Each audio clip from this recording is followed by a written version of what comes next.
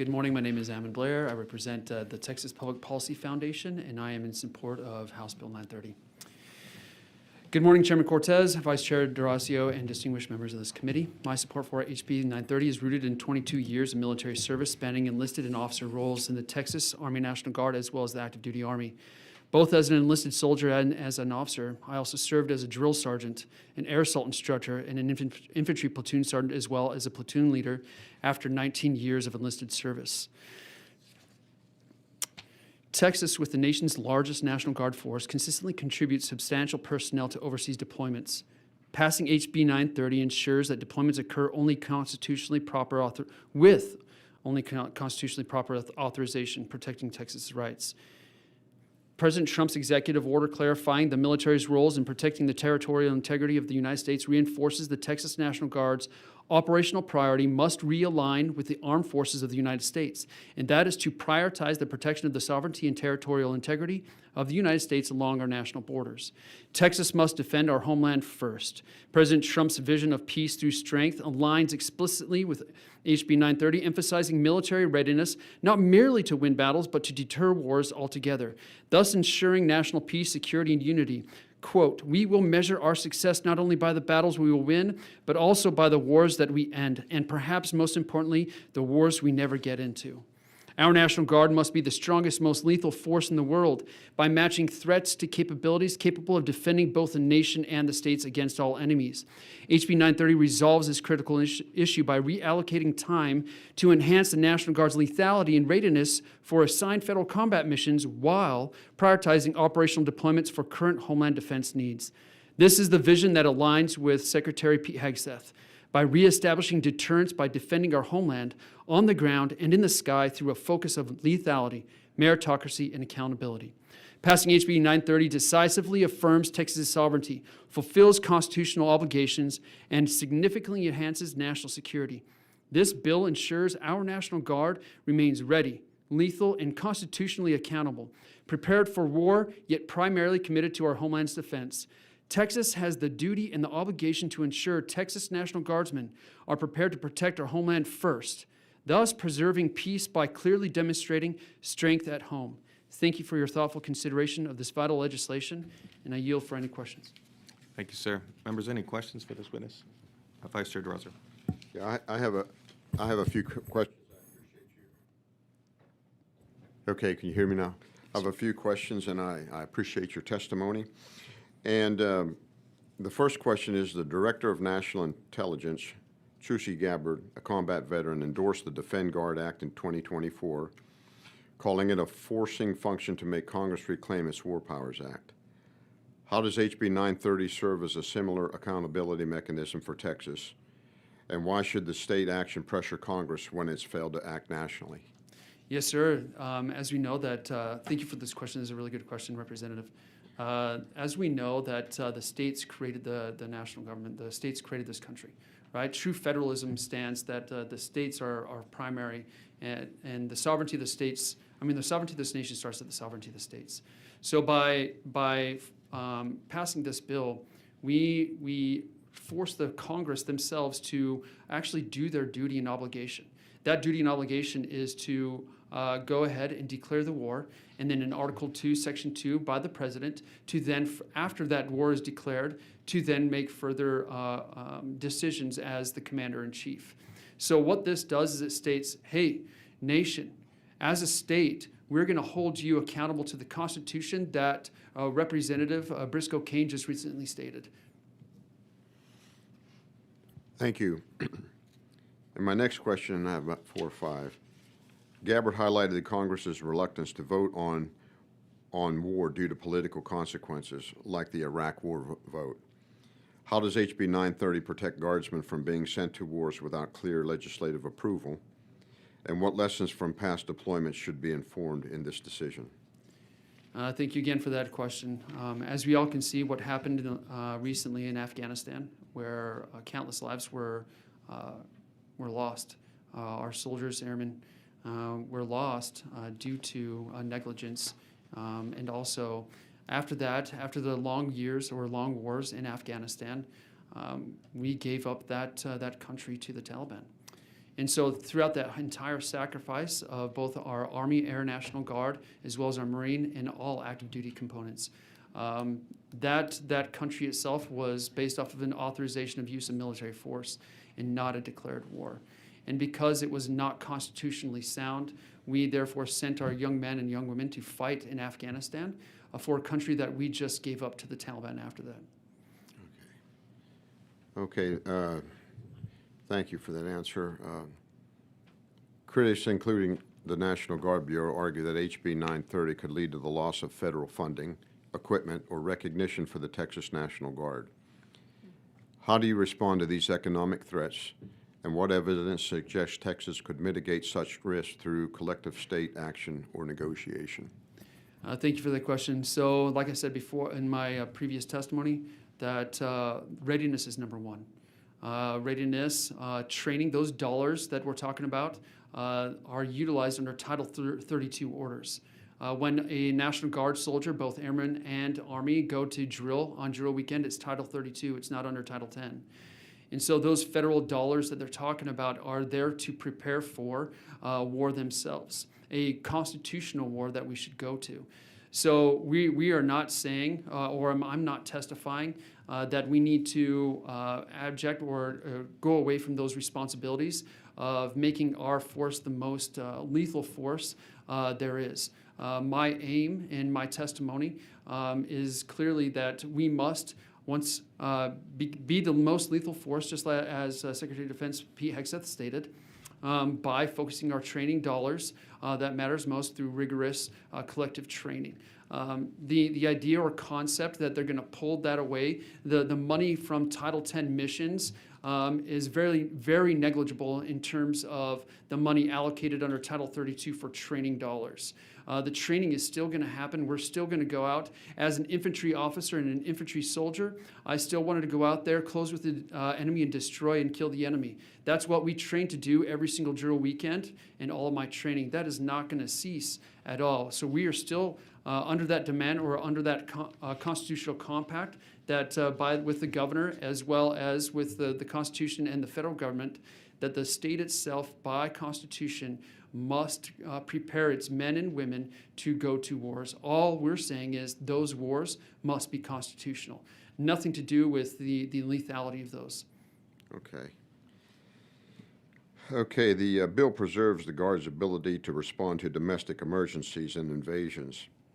Can you explain how this ensures Texas remains a vital contributor to national defense while adhering to constitutional limits on overseas combat deployments? Sure. Right now, there's a really good story. So, overseas deployments. I think it was the Adjutant General that testified on a couple weeks ago that we had, I think 500 personnel that are currently overseas. We also have current deployments that are scheduled, whether that's going to Kuwait or other deployments overseas, that will be taking personnel from the border mission. Right now, as you stated, as I stated, that President Trump's priority number one is to reallocate all of our resources to defend our territory here and also our homeland defense. That is priority number one, not Kuwait, not Sinai province, not any other wars overseas, but ours first at home. And once those are done, that is met. And that's what Governor Greg Abbott has done successfully with Operation Lone Star, is by directing our Army and Air National Guard now to include 15 other National Guard soldiers to come and support our efforts, both here in Texas and across the southern border. Once again, to reprioritize the mission set of protecting Homeland first as opposed to someone else's borders. Okay. Two more questions, and then I'm done.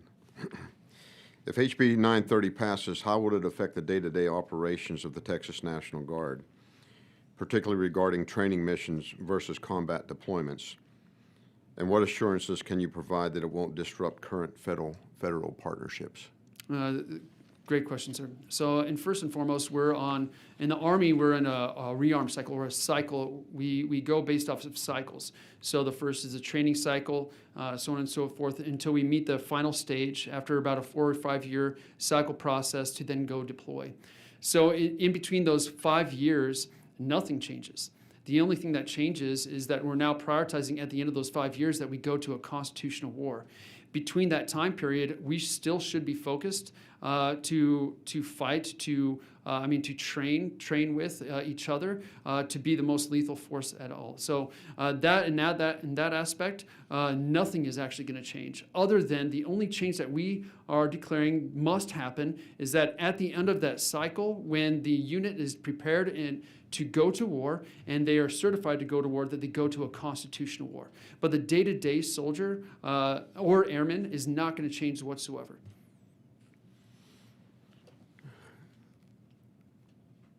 Thank you for that answer. As a veteran, Dan McKnight calls HB 930 ultimate support our troops legislation. How does this bill tangibly support Texas Guardsmen beyond constitutional argument, particularly in terms of mental health, family stability, and civilian job security? And what data backs this up? That's a good question, sir. So the data itself, I would say with my personal experience, I served as a readiness NCO with under 3 the 141 Infantry while they were deployed actually to Sinai Province. Under that deployment, we were also preached that we would be covered, our soldiers and airmen would be covered under the ESGR benefits, so that way their employers cannot fire them. Unfortunately, that's not the case. That's mostly rhetoric as opposed to actual real-world experience. A lot of those soldiers that came back, they would end up going to their employer, and their employer was like, "Thank you, welcome back, thank you for your service. We've replaced you due to economic hardship," and so then we would go through that ESGR process to try to get their employment back. And it often would never happen. They would claim, the companies themselves would claim that it was economic hardship due to now inflation and everything else like that. So a lot of our soldiers ended up coming home from deployments like the Sinai Province or Kuwait that are not combat deployments and are unconstitutional, come back, no longer have a job.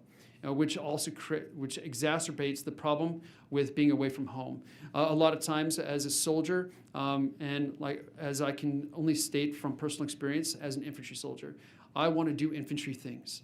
I signed up to be an infantryman. I want to go and close with and destroy the enemy.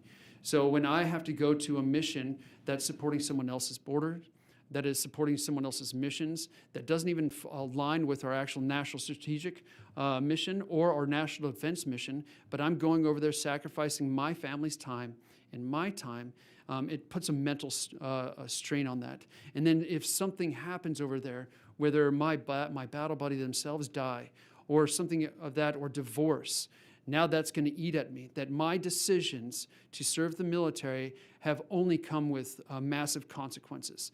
All for what? And so when we do come back, when I see soldiers come back through my military career, that's really what's happening. Why did I join? What was the whole reason of joining? We all joined to protect the Constitution of the United States. We didn't join to protect a person. We didn't join to protect the institution as the Army. If you look at the oath of the enlistment and also versus the oath of the officer, you'll see a clear distinction. That oath of the officer is that I signed to protect the Constitution of the United States against both enemies, foreign and domestic. And when we're forced to go overseas and not adhere to that, and not adhere to unconstitutional wars, and then have all these things done to either ourselves, our battle buddies, or our families at home while we are away, it puts a mental strain. Talking about suicides earlier, and that's what we're seeing. We're seeing a high rate of suicides. We're seeing a lot of mental health issues and physical problems both within the family units. So what HB 930 would do, at the end of the day, it would force Congress to do what their job is supposed to do and declare war.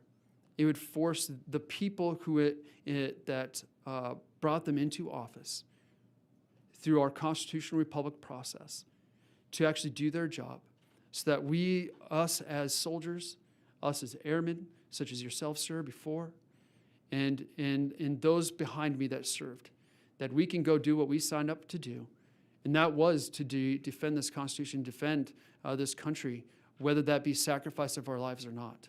But to do so, whether it's through a constitutional declaration of war, and that we would also be, at the end of it, that we would finally be able to free our minds and free our hearts, knowing that we are not going over there for some other means or ways, whether that is through someone else's agenda, but to protect the lives and liberties of, first and foremost, our homeland.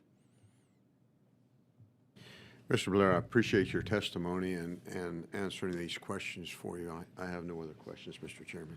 Thank you, Mr. Vice Chair. Representative Isaac? Hi. Hi, ma'am.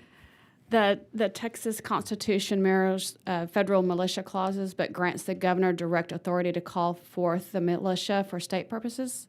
So how does this bill strengthen the governor's constitutional role without conflicting with federal authority? Yes, ma'am, good question. So there was a really good case just recently. In 2021, it was Texas versus Department of Defense. It was over the COVID vaccine mandate, where actually Texas defended their position that as the governor, under the Texas Constitution, something that's very different in that in those clauses within Article 4, Section 7 of the Constitution, it clearly gives the governor both the decision to declare whether that's an invasion and to defend the homeland here in Texas, and then to decide after that fact, as opposed to the federal law where it declares that Congress must make that declaration first. And then after that, in Article 2, Section 2, then the president then has that. So, right, the Texas Constitution, first and foremost, allows the Governor Abbott to then make the decisions based off of what he decides as the commander-in-chief, since he is in charge of the National Guard, whether that's on state active duty orders, whether that's on Title 32 orders, or until Title 10 orders, which then the federal government decides. But so long as they are under Title 32 orders, that compact that the governor has with the federal government is that he has been charged with governing and controlling his units inside the state, and that is to include to deter invasions, incursions, and then so and so, and then also supporting only constitutionally mandated wars. And that's how it is. It does not conflict at all. It just goes and tries to force the Congress itself to adhere to those constitutional, the Constitution, whether that is for Congress and also the President of the United States. Okay. Will you also, and there are some critics to this idea. Will you address what some of the critics are saying about this issue? Yes, ma'am. I think the question was raised earlier in regards to whether that there's going to be a loss of training, a loss of dollars. Okay. But I addressed that where all training money actually is in a pot for Title 32. It is not Title 10 pot. Another thing is that they'll get rid of the National Guard. But I doubt that is going to be the case since, one, Texas is the largest military force in the United States. We do more than any other state. I'm not going to say combined, but in this great country of Texas, we do more than anyone else. And they rely so much on Texas that really this bill is going to be an eye-opener for the rest of the states. So this is not just a state bill, state of Texas bill. This similar bill was just passed in the Arizona Senate, 99-0. This bill was, and that's bipartisan, both 99-0 in the Arizona Senate. So this bill is going nationwide, and really what we're trying to do is look. We need an army, and we need an Army and Air National Guard to support that in times of war to defend our homeland. And the idea or concept that by forcing the federal government to adhere to the Constitution is somehow going to make us lose, whether that's the Army or Air National Guard or the assets, that is not going to be the case, especially since ever since really the 70s, we've been a total force policy. The Army and both the Army and Air National Guard cannot conduct a majority of their things currently without the Army or Air National Guard.